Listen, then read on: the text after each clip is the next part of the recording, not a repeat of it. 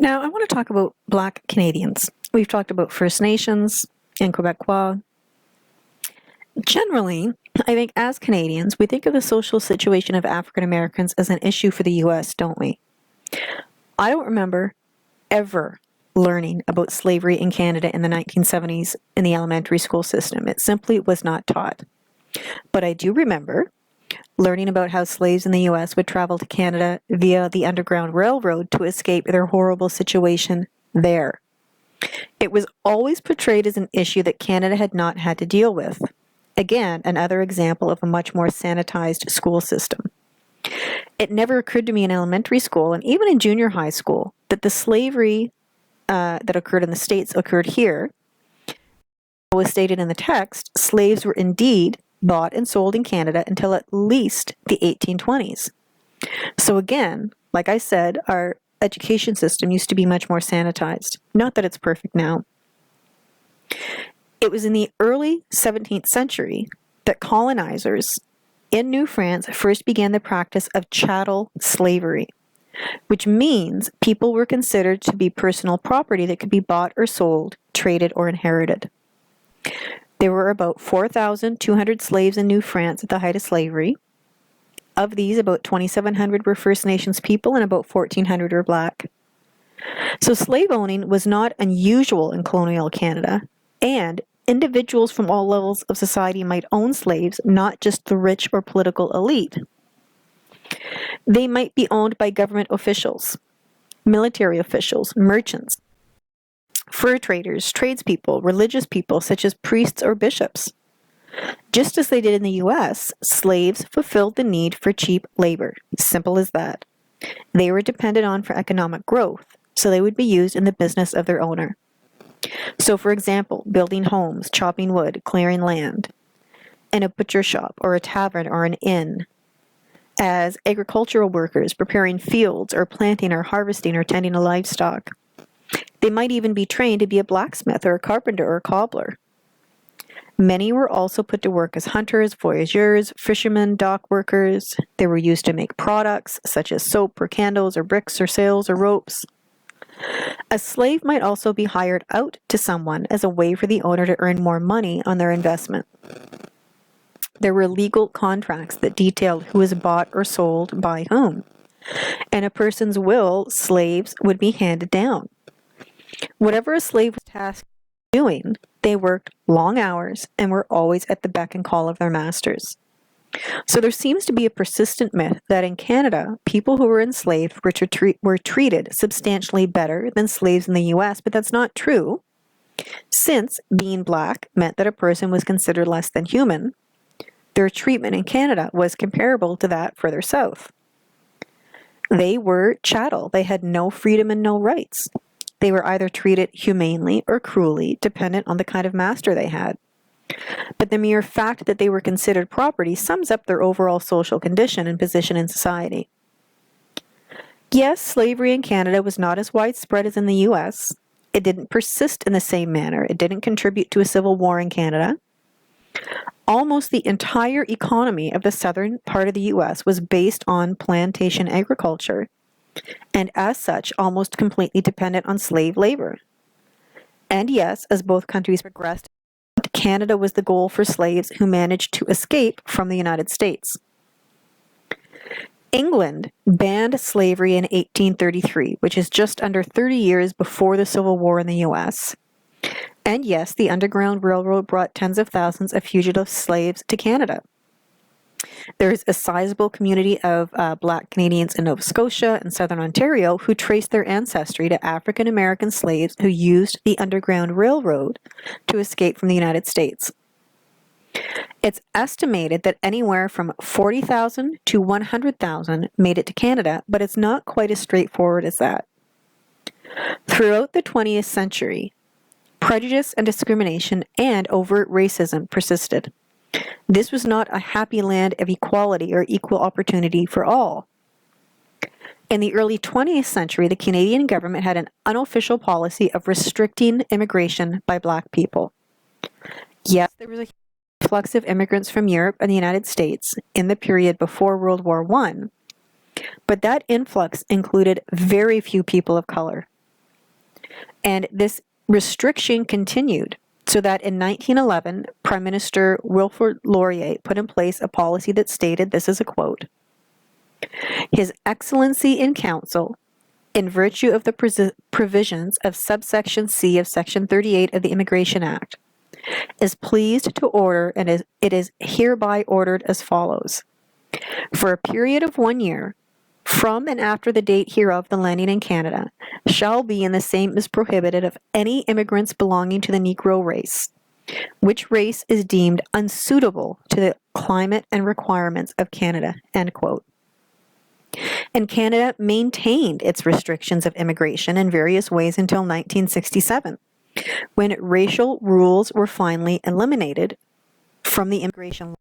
By the mid-1960s, approximately 15,000 Caribbean immigrants had settled in Toronto, and over the next several decades, several 100,000 Afro-Caribbeans arrived. And since then, an increasing number of immigrants from Africa have been coming to Canada, including large numbers of refugees, not just immigrants, but also many skilled and professional workers. Today's Black Canadians are largely of Caribbean origin, with some of recent African origin and smaller numbers from the United States, Europe, and Latin America. According to StatsCan, by 2020, Black Canadians are projected to reach 1.9 to 2.2 million. Now, the last specific ethnic group that I'm going to speak about specifically, not that others are not relevant or important, but for the purposes of this class and from a sociological perspective, keeping colonialism in mind, immigrants have historically played a very important role in the development of Canada. And their treatment and perception of them is relevant to this discussion. Chinese Canadians are currently the second largest visible minority group in Canada, but they did not have an easy welcome to this country or a welcoming welcome to this country. I know that's poor grammar. During the 19th century, many Chinese immigrants arrived to take part in the gold rushes in BC, but later for the construction of the Canadian Pacific Railway. And these are the main reason there is such a large Chinese population on the west coast of Canada. So in BC, government contractors hired these workers from China, known as coolies, as cheap labor when the Canadian Pacific Railroad was built. Now, constructing this railroad was extremely critical to Canada as a whole. It would enable the entire country to be tied together. This work was extremely harsh. The area where the work was needed was often mountainous and dangerous. It was rocky, it was difficult. And because of this, workers were often in very, very short supply. So these Chinese coolies would clear the railway's roadbed by blasting tunnels through the rock. They would grade and level the area. Sometimes there were landslides. Dynamite blasts killed many of the workers who worked directly with it, not to mention workplace accidents that were more likely in these areas doing this kind of work. They lived in extremely poor conditions in camps, sleeping in tents or boxcars, did their own cooking over open fires. Most lived on rice, dried salmon, and tea, and because of this, many of the men suffered from scurvy because of vitamin C. No proper medical care was provided, so they depended on herbal cures. Illness was common. And when it was time to move camp, the workers would take down their own stuff, pack their belongings, and move everything to the next camp by foot, often hiking over 40 kilometers. Now, this leads to the discussion of what a split labor market is. Oh, I'm sorry, I should have underlined split labor market there. A split labor market means that you have low-wage workers of one race and higher wage workers of another race trying to get the same job. And what this does is obviously create conflict, but it also reinforces racism against the lower wage workers of the one race. So, when the railroad was being constructed, a Caucasian worker would make up between $1 and $2.50 a day. But the Chinese would work and only make 75 cents to $1.25 a day. And this created a split labor market. Even though the Chinese did the most dangerous work, such as working with explosive to clear tunnels through rock, it was much, much more difficult to get Caucasian workers to do this. The exact number of Chinese workers who died is unknown. Nobody bothered to keep track, but it's widely believed that for every kilometer of track that was laid, 3 Chinese workers died. That's how high the death rates were. These people were not given proper funerals. Usually remains would just be buried in the railroad, and sometimes their families would not even be notified that they had died. Even if they were, they would receive no compensation. So although the Chinese were hardworking and played a key role in building the western stretch of the railway, there was enormous resentment of them because of this split labor market. In addition, the immigration of so many Asian workers was worrisome. Some viewed them as an actual threat to the Canadian way of life, as a threat to a way of life originating in British values. This is why once the railroad was completed, in order to strongly discourage any further immigration of Asians, the Canadian government imposed what it called a head tax in 1885. So this is an article from the New York Times in 1885 detailing that Canada was imposing a head tax on any Chinese immigrants. So what's a head tax? What this meant was that from that point on in 1885, and allowed to enter Canada, Chinese immigrants would have to pay a fee that amounted to about 2 months' wages per person. We're going to put a tax on each head. And so this was in 1885. In 1903, this was increased by 10. So about a year's salary. Obviously, severely limiting the number of people from China who had any chance of ever coming here. And then in 1923, Chinese immigration was completely banned. What did this mean? Let's look a bit deeper at this. Not just that people couldn't immigrate from China. This meant for the men who were already here, they couldn't bring their wives. They couldn't bring their children here to be with them. They had come to Canada to work, to send money home to their families, and then hopefully someday bring their families here for a chance at a better life. And these men faced a very lonely life in a place where they were openly discriminated against, and their families were left behind would also experience their own consequences. So as with the construction of the railroad, people who were Chinese were still willing to work for much lower wages than others, and this was a huge problem for people of European ancestry in Canada. So it gets worse because during the Great Depression in the 1930s, thousands of Chinese were actually deported back to China. So again, Canada doesn't have a completely pristine, shiny history in regards to how we as a whole have treated different ethnicities and races. It wasn't until 1947 that Canada finally granted Chinese Canadians full status rights as Canadian citizens and the right to vote in federal elections. That was in 1947. So, 2 years after World War II ended, during which many Chinese Canadians fought in the war for Canada, they were granted the right to vote. So they were fighting for the country and they couldn't even vote. Now, I want to draw a parallel here with what's going on currently in the world. I want to point out that there are very, very strong parallels regarding what took place with Chinese immigrants in Canada and the general perception of Mexican and other immigrants in the U.S. currently in terms of a split labor market. In the U.S., particularly in the southern U.S., some people strongly believe that illegal immigrants are responsible in part for unemployment rates because they're willing to work for wages that are less than minimum wage. In essence, they're stealing the jobs from American workers. They're undermining the economy, and it is American citizens who face the consequences of that. During his campaign, Donald Trump repeatedly referred to this belief and promised to implement new immigration policies that would help improve the U.S. economy and decrease the employment rate by deporting illegal immigrants and stopping the flow of new illegal immigrants into the country.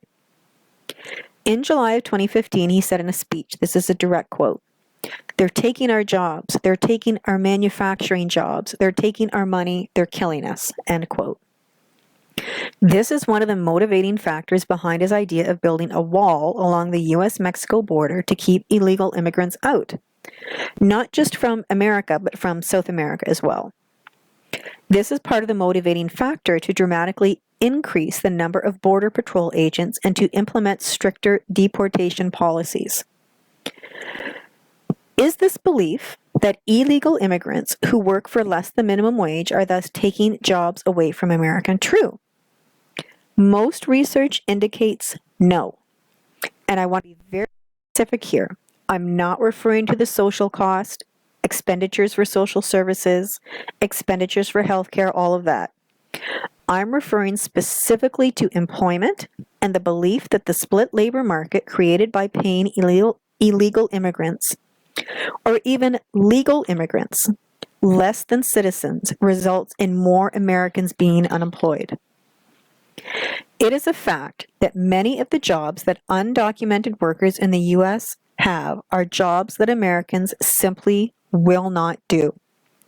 They are extremely physically demanding, usually very repetitive, unpleasant jobs.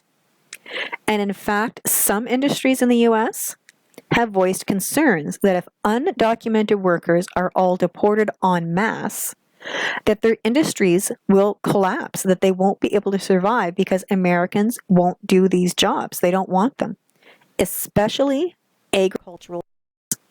Now, I know there's a lot on this slide, and I decided to put all of this on the slide instead of just talking to you about it because I know some people like to see things written out, and I'm going to walk you through this. Okay. North Carolina in 2011. A study was completed by the North Carolina Growers Association. So, North Carolina, 2011. The number of unemployed in the state at that time was 489,000. The North Carolina Growers Association listed 6,500 jobs available for the coming season. Of those, they received 268 applications from people in North Carolina that were unemployed. So of the 489,000 who were unemployed, only 268 applied for the jobs that were available, and 245 of them were hired. Of the 245 hired, how many showed up for work the first day? 163. Of the 163 who showed up for work the first day, how many finished the whole season? 7. 7 people. The rest of the workers were Mexican or South American, and 90% of them stayed the whole season. Why? Because this is physically demanding, hard work. Not necessarily hard in terms of picking up a lot of weight, but physically demanding because of the number of hours and the repetitiveness of the work. It is not unusual for days to begin in the middle of the night around 3 or 4 a.m. because workers have to meet in an area to be picked up by a truck, usually a parking lot or a vacant lot, and then they're trucked to the work site. At the site, they're doing repetitive physical labor all day, the exact same movement all day. And they're under pressure to keep up with the truck in the field collecting the produce, so it's essentially nonstop. They can't fall behind. If somebody falls behind and they can't keep up, they might be kicked out and lose a day's wages, but they also wouldn't get a ride back to where they came from. And of course, there's very few breaks.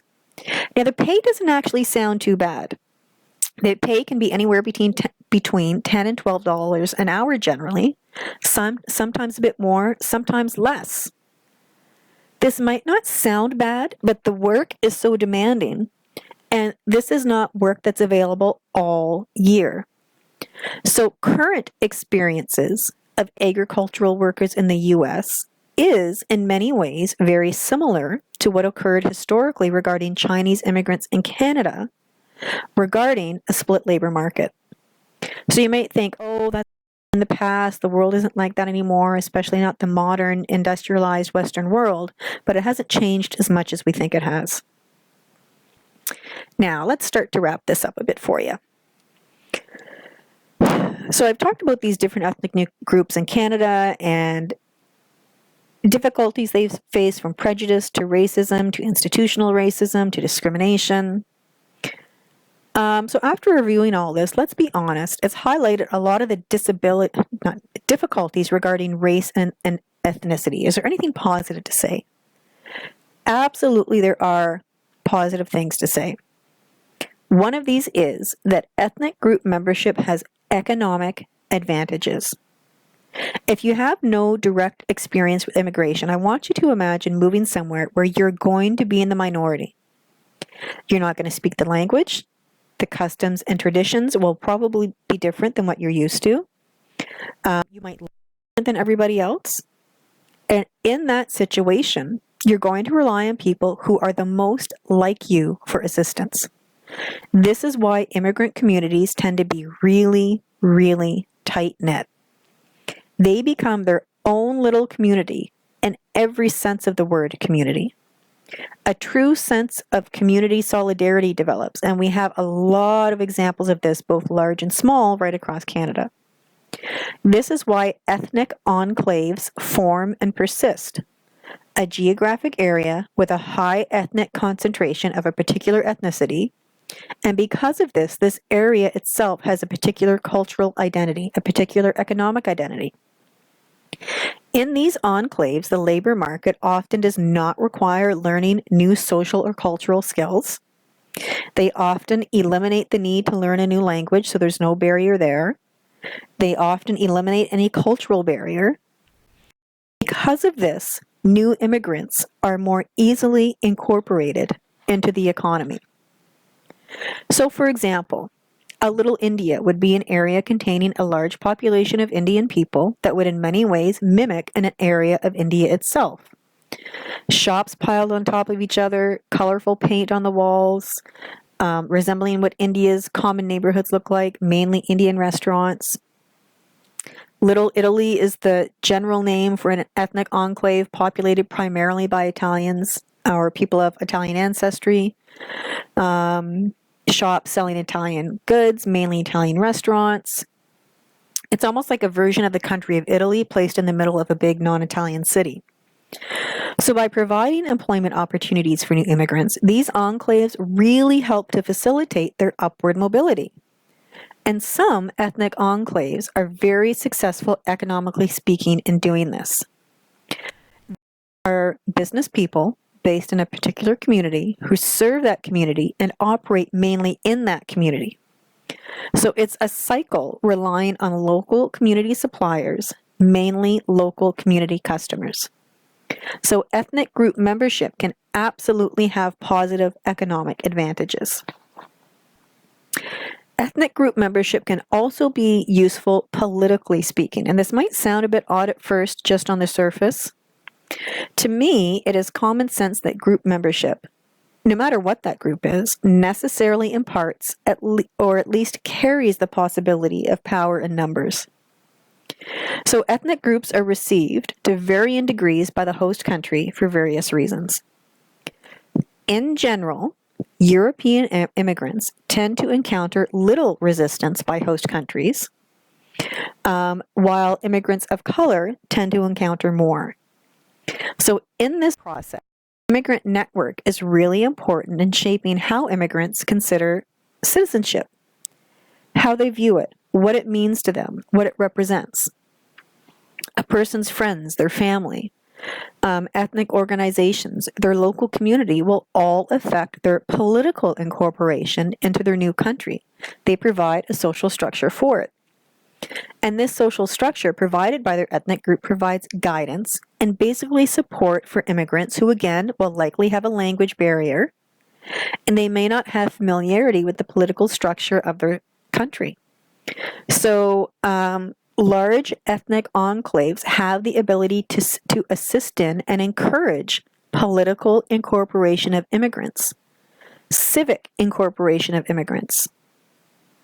And finally, ethnic group membership is positive because of the support it provides, plain and simple. You'll have access to cultural and recreational and social ethnic associations that you're familiar with, where you can get moral support and social support. You can turn to others for guidance regarding learning the language or furthering your education. You help each other overcome your fears about a new country, any opposition a person may feel internally, or any opposition they encounter externally from others. Your ethnic group can help guide you through issues and legislation that affects the immigrant community. So absolutely, there are positive, very, very strong, positive side effects of ethnic group membership. Okay, let's pull this all together right from the beginning. So, I talked to you about prejudice and stereotypes. Remember, I showed you things from TV, and how this all ties into discrimination, race, and institutional racism that's actually embedded in social structures. I talked about race in terms of the physicality of race, as well as the idea that it's a social construct. Ethnic group, which is referring more to cultural markers, and how social structures in a country affect the resources and opportunities an ethnic or racial group will have. Then we moved on to a little bit of theory, symbolic interactionism. Symbolic interactionism is all about meaning. So, of course, race and ethnicity is viewed as a source of meaning. And because of this, it can shift and evolve. It's not something that's necessarily going to stay the same. Not only will it not necessarily stay the same, but it might not be a choice. You can't necessarily choose how people see you. And this idea of symbolic ethnicity, so you kind of pick like a buffet which parts of an ethnicity that you want to be about and remember. Then I proceeded on to conflict theory and colonialism, domination of one group by another. And I looked at expulsion using the examples of First Nations people in Canada, as well as Japanese during World War II in Canada and the United States as an example. And I asked you to consider the question of whether or not what has occurred with First Nations people in Canada, historically speaking, is genocide. I then moved on to the Quebecois and talked about ethnic stratification, the Quiet Revolution, everything the Quiet Revolution did accomplish in terms of division between church and state. However, all those things that were not accomplished, which led to decades of political tension between the English and French, between Quebec and the rest of Canada, and their question of whether or not Canada should separate and become its own country. I talked a little bit about Black Canadians and the fact that our history is not as pristine as I'd like to think it is. In addition to Asian Canadians, referring to Chinese coolies with the Canadian Pacific Railway, the head tax that was implemented at one point, a ban on Chinese immigrants, and I used the current situation in the United States as a comparison with migrant workers. And then I just very briefly mentioned that, you know what, there are absolutely advantages to ethnicity. It is not necessarily a negative concept. Okay, so you have an alternate reading for this week as well in Sociology as a Life or Death issue, and also please make sure you finish the quiz. So this is week 8, just a few more left. I hope I encouraged you to maybe think about some things that you've always viewed from one perspective. I hope I've maybe encouraged you to view it from a little bit different perspective. Learn something a bit different. And that's all for this week.